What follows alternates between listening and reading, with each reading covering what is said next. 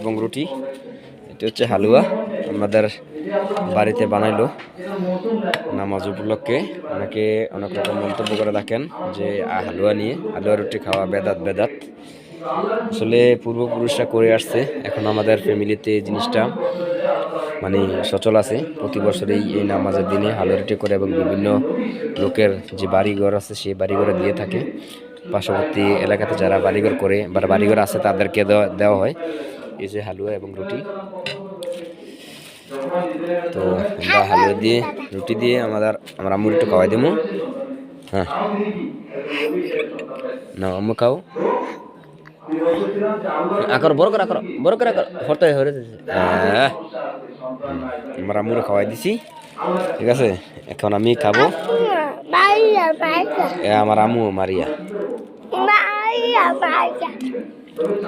বিসমিল্লাহ।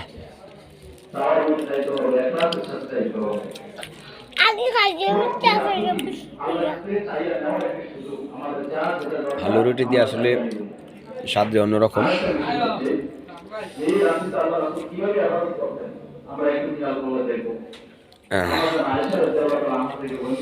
হালুয়া এবং রুটি, রুটি এবং হালুয়া।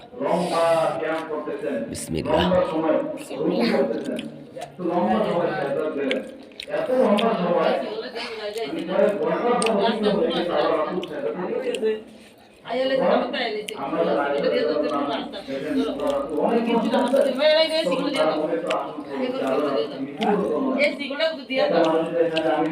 সেগুলো দাম লাগবে না, আমি আইতেছি।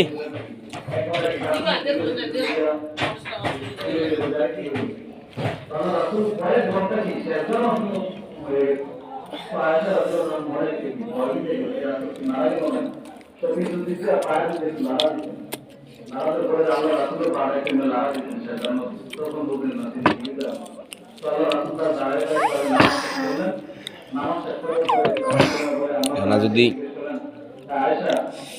বেদাত দিত তাহলে ভাত খানা তো বেদাত। ভাত খাই রুটি খাই আর হালুয়া খাই। আকর বড় করে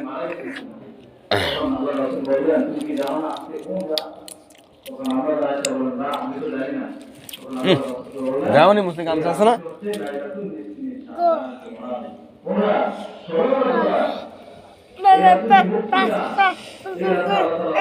আলু রুটি দেখতে জ্বলে কে রে?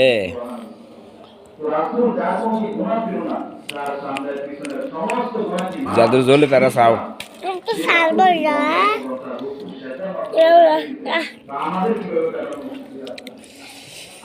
আমরা খাইলে তুমি জ্বলে চাও চাও, আমরা খাই।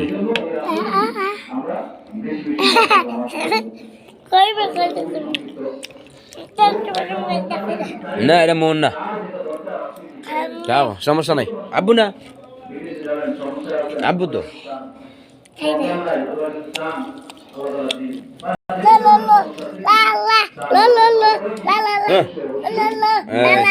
আলু আলু আলু আলু রুটি আলু রুটি আলু রুটি আলু রুটি আকর আকর আকর আকর আকর।